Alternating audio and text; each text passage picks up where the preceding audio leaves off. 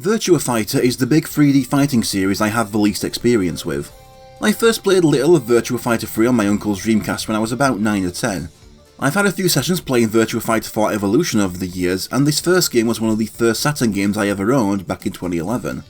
I actually owned it months before I owned a Saturn, thanks to every seller on Amazon either losing the one I ordered, or finding it later and deciding I needed to pay more because it was in better condition than they remembered.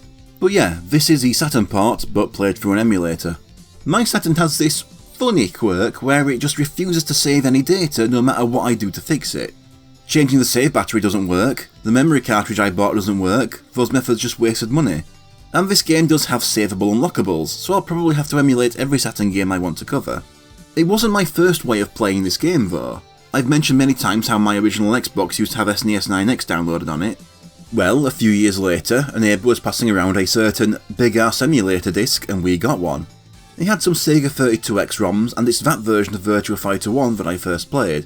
But enough of my backstory, time for the games. Virtua Fighter is very traditional, and is the most gameplay above all of all the big 3D series, so story is very minimal in these games. In fact, there is no kind of storytelling included within this first game at all, not even any character endings. It's one of the reasons I never got into this series the way I did other fighting games. The barest minimum context as to who these people are goes a long way for me. But a story does exist. There's the Ultimate World Fighting Tournament in which our 8 playable characters compete to be crowned the best fighter in the world. But there's also a sinister syndicate working behind the scenes. I said it was minimal. As for the gameplay, there are 3 buttons: punch, kick and guard, with attacks and strings changing based on positioning and direction held on the control stick, all that usual stuff. Unlike most of the 3D fighters I've played, grabs are not done with just 2 attack buttons pressed, but with different stick inputs followed by an attack, something I struggled to get used to. We also have ring outs, plus other early 3D mainstays like moon jumping. I think what surprises me the most when it comes to this game, being the first 3D fighting game, is how quick it is. The director of this game went on to make the first Tekken, and despite being newer, this game feels much smoother. Virtua Fighter 1 may have some of that early clunk, the quest you have to go on to move faster than the slowest crawl when you aren't attacking being one example, but it gets nowhere near as frustrating as Tekken 1 could. It can be tough to get used to, and the inputs for some moves can be very strict. The meme about needing a PhD to play this series didn't come from nowhere. Though we're still in the early days, so someone like me who has never been a competitive player doesn't feel too out of my depth yet. So now to cover our playable characters. First we have the series' main character, Akira Yuki. He's the grandson of the man who developed Baji Twen. He once served as an instructor at his family's dojo until he finished his own training with his grandfather at 23 years old. He then became a true fighting game main character by leaving home and travelling the world on a vague training quest. 2 years later he learns of this game's tournament and enters to see how he stacks up. The way Akira sets himself apart from the main characters of other fighting games is by not being the easy beginner character to get yourself used to the game with. Akira is one of the toughest characters to learn. This was reflected in my playthrough as him being the second longest of them all, at 17 minutes and 1 second before the bonus round, with just one other character taking 39 seconds longer. His best attacks can be a bit tough to pull off when you're new. The double jump kick with double forward double kick is very damaging and helped me out a lot, but you have to be very close. You can't just throw it out with a bit of a gap between you and your opponent, because Akira will not cover that gap with just this move alone and you will miss and get smacked. The elbow with double forward and punch is good and knocks them down, but once again it barely closes any distance, and if you miss or get blocked, you're in for a big punishment. I don't know how good the body check with back, double forward and punch and kick is in the grand scheme, but it is very damaging while having the same lack of forward momentum that the last 2 moves I mentioned have. It's one of those moves I only pulled off some of the time, but when I did, it made me feel like I was much better at the game than I actually am. As a character, I have very little to say about him based on this game. He looks like Ryu from Street Fighter and even behaves similarly with the worldwide travel for training. Although I do know that despite being the main character, canonically he only wins 1 game, and this isn't it. His alternate costume making his gi white, combined with the limited graphics of 1993, doesn't help the Ryu comparisons either. One last comment is that the characters in the arcade mode are always fought in the same order, and Akira is always the 8th before the final boss, and when controlled by the computer with late game AI, he's a total bastard to fight most of the time. May as well go in character select screen order, so next is Pai Chan. Pai is a big Hong Kong action film star and daughter of other playable character Lau, who taught her how to fight from childhood. But their relationship became very strained when Lau's obsession with spending all his time training led to Pai's mother overworking herself to death trying to support the family herself. Blaming Lao, she vowed to defeat him in a fight one day. After 2 years succeeding in the film industry, she heard Lao was entering this tournament, so she entered for her chance to beat him. Pi is a typical fast mover and attacker but physically weaker character. She has a basic string that's quick to get out and hit with, and I found it easier to pull off a few throws with her. In fact, that basic punch string got me through most of her arcade run, it just worked. Although that's because that string and the throws were all I was ever able to pull off. Finished 8 minutes faster with her than Akira though. Counting the secret character, of the 9 playthroughs, hers was dead centre in terms of speed. 4 faster than her, 4 slower than her. I don't have many thoughts about Pi. The costume in this game doesn't make much of an impression, and I've seen so little of her from what I have played before that I don't have much to say. Maybe if I continue this series I'll get more opinions about her. Her dad's next, Lao-chan and his incredible eyebrows. I admit, the few times I played the 32X version, I only chose Lao because one of the Nintendo magazines of 2006 mentioned this game and his eyebrows, so I checked them out and was like, yes, this is good. We know a good chunk of his backstory from what I said about Pi. He's taking part to gain complete mastery of his Tiger Swallow fist style. He's also an accomplished chef, having won a worldwide cooking competition to crown the greatest Chinese chef. I did better than anyone else as Lao, he just didn't seem to have any real weaknesses. I didn't find him too slow or too weak at any points, and some of his throws are brutal. To be fair, this wasn't my first run as Lao. I played as him off screen to test the Saturn emulation's compatibility with my computer, and I had a scrapped recording where I beat the 8 opponents but lost at the bonus round and had to start again. But even then, with that little experience, I beat the other 8 characters in under 6 minutes. That's far quicker than anyone else in the game. His playthrough was the first recorded too. I think Lao may be my favourite character so far. I gravitated to him as a teenager on the 32X for a laugh because of the eyebrows, and now I've ended up with a character I really clicked with. I also really like how his design, which in my admittedly limited experience tends to boost the villains, is used for a guy who isn't evil. For example, he's inspired by the same villain that also inspired the look of Tao Pai Pai from Dragon Ball. His big flaw seems to be perfectionism. This is something that isn't actively evil, but had tragic consequences when his need to be a perfectionist led to neglect of other responsibilities leading to his wife's death. See, I even have stuff to say about this guy based on one game that I don't about the others. Next up is Wolf Hawkfield. Wolf was once a humble woodsman and hunter until he was found by a wrestling promoter on a scouting trip. He turned out to be a very good wrestler. Too good in fact, as he soon got bored from steamrolling the competition every time and retired. Hearing of the tournament got him excited at the idea of facing some real competition, and so he entered. Of course, being a wrestler, Wolf has a few different grabs and throws to work with. But as I've said in other videos many times before, I'm bad with most grapplers, so I'm glad Wolf has some strong normal moves as well. The shoulder ram with back, forward and punch does insane damage whenever I can actually pull it off and land it. I'm a fan of the clothesline with double forward and punch too, but the later AI wises up against that one and refuses to be touched by it. He is one of those characters I really struggled against later opponents with, resulting in him being in the bottom half for completion time. But he was the highest in the bottom half, taking just under 2 minutes longer than Pi, but beating 7th place by 18 seconds. Once again, Wolf is one I have nothing to say about. He's the character who, if I was asked to name every Virtua Fighter 1 character, would be the one I was most likely to remember last or just forget. But I've also never played as him before this video, so if I continue the series there's a chance for me to gain some appreciation for the character. And right after one grappler is the game's other grappler, Jeffrey McWild. Jeffrey is the best fisherman in his village, but through his career he has had a constant nemesis, the 8-meter long Satan Shark. Jeffrey has had several battles with this thing over the years and lost every time. After one particularly violent fight, Jeffrey lost again and his fishing boat was destroyed. He enters the tournament to win that prize money so he can get a new boat and take that shark on again. I'm not making this up. Jeffrey is another grappler with some very strong moves. Thanks to my lack of grappler skill, those larger damaging normal attacks saved me. Usually punching someone over and then jumping on them. It meant that fights were probably fastest with Jeffrey than with anyone else. Either the AI would interrupt my slower attacks and destroy me, or I would take them out in less hits needed with other characters. I'm fairly certain that's why, despite my struggles with him, Jeffrey had the 4th fastest playthrough in the game. I did not know anything about Jeffrey's story until I looked it up to write this video. The fact that he's entering a fighting tournament so he can pick a fight with a shark that keeps kicking his ass is so funny. It's put him further up in the ranking than a lot of characters I have no opinion on yet.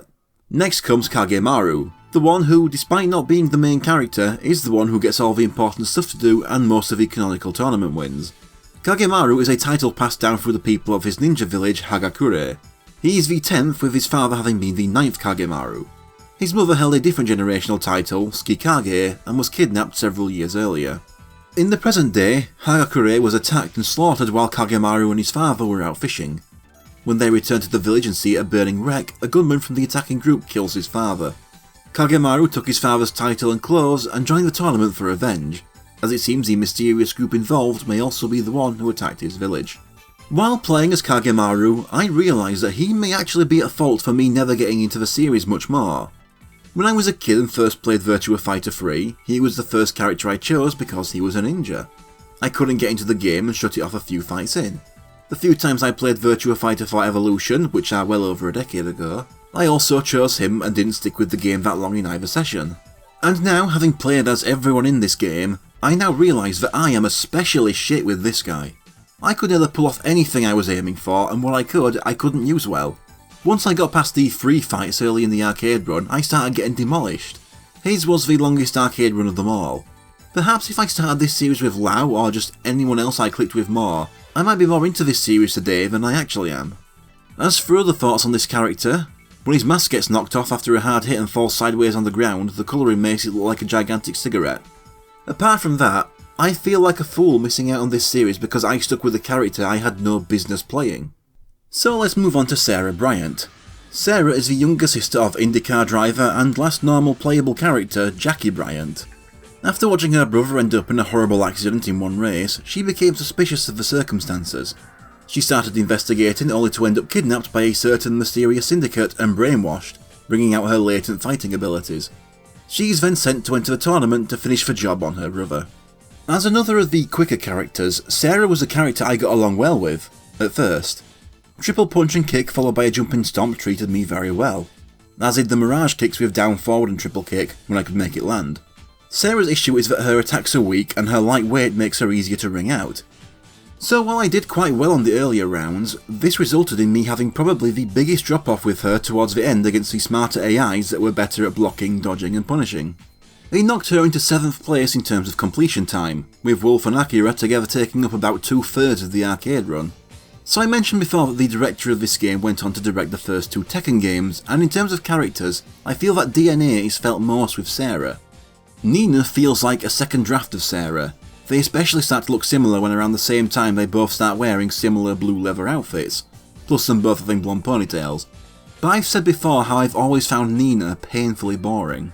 That animosity doesn't carry over to Sarah, mainly because the lack of story compared to Tekken means that no one gets the kind of plot focus Nina keeps getting, and because I just have stronger affection towards Tekken characters. So even if Sarah did get Nina level screen time, there's not many characters I'd feel angry if they were getting shortchanged. And that leaves Sarah's older brother, Jackie Bryant. After the racing accident that had him hospitalised and then in difficult physical therapy for 2 years, Jackie learns of the syndicate that may have been behind his accident. Soon after this, his sister Sarah goes missing. His pursuit of this group leads him to the tournament, which he enters to find some answers. The Jackie experience was much like my Sarah experience, but it went much better.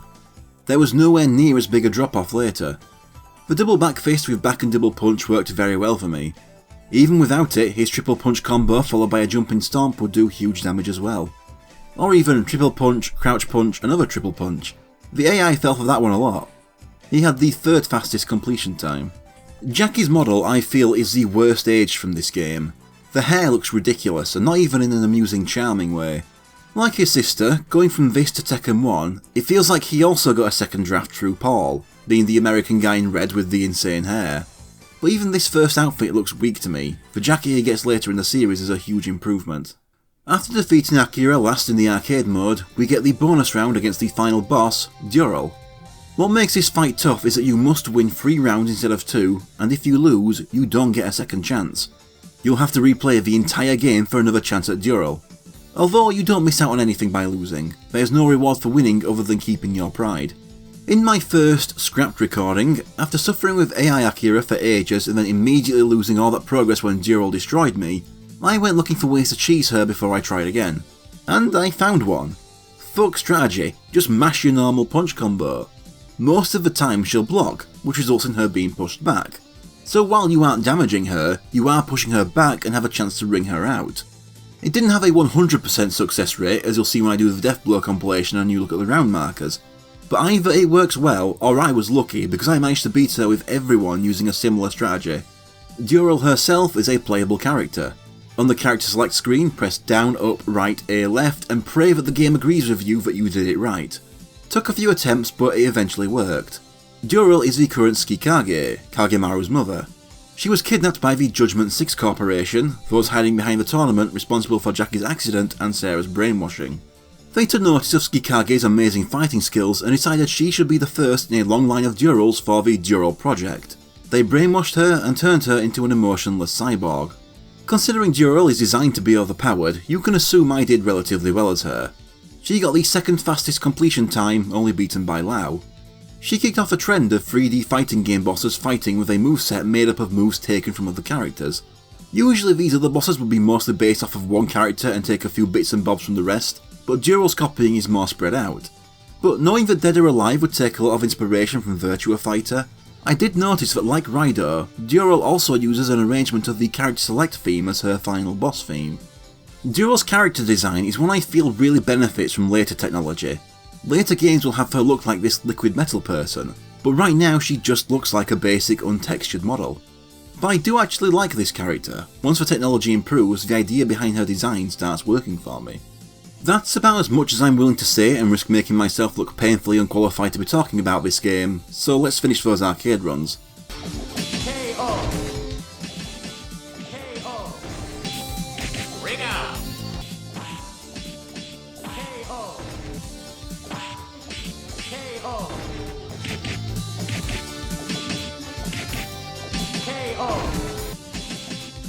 KO. KO.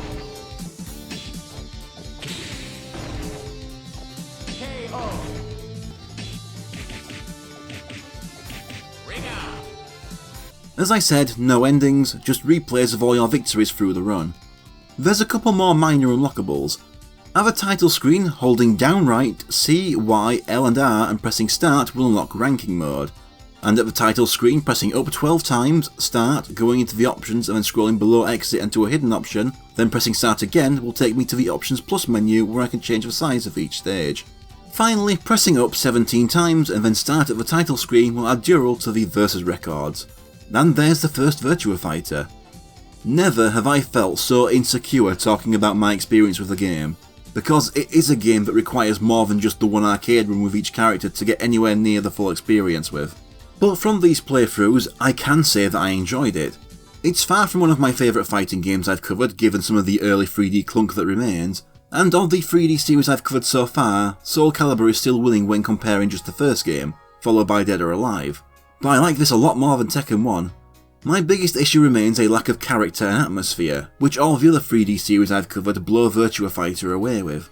Once again, I am fully aware that this game is aimed far more towards the competitive, gameplay focused only side of fighting game players, and that is perfectly fine, but I'm not one of those, and this channel is about my experiences and thoughts on the game, so with my taste this will harm the game's ranking. So a good game, just aimed at an audience that isn't me. But I hope to gain more appreciation in the future as I work through the later games.